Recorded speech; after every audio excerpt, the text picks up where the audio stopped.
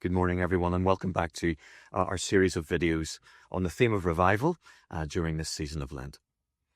I'm back in Belfast. I'm actually as close as I possibly can be to Great George's Street, which during the 1859 revival was, if you like, the focus point of the revival in Belfast.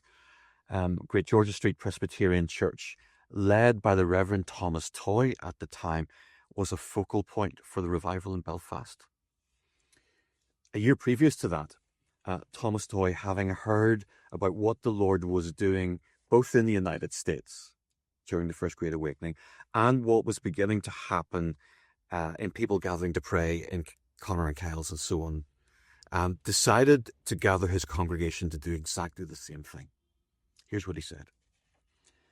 When the news of the Great Awakening in America reached Ireland, I resolved to establish a daily prayer meeting for an outpouring of the Spirit in my congregation, and it was accordingly commenced April 17th, 1858.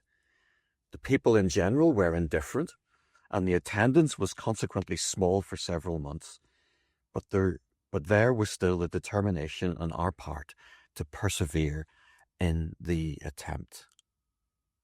I love the honesty that comes from that.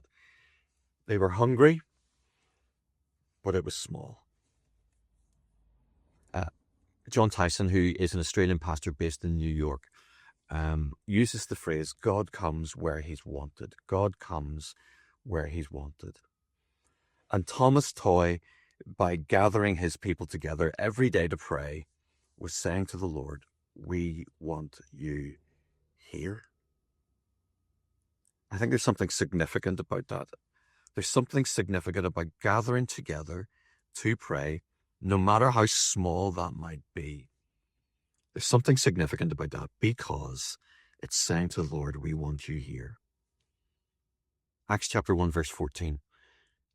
They were all together constantly in prayer. I wonder whether that's a word for us today individually, but also as a church, as Willowfield Church family.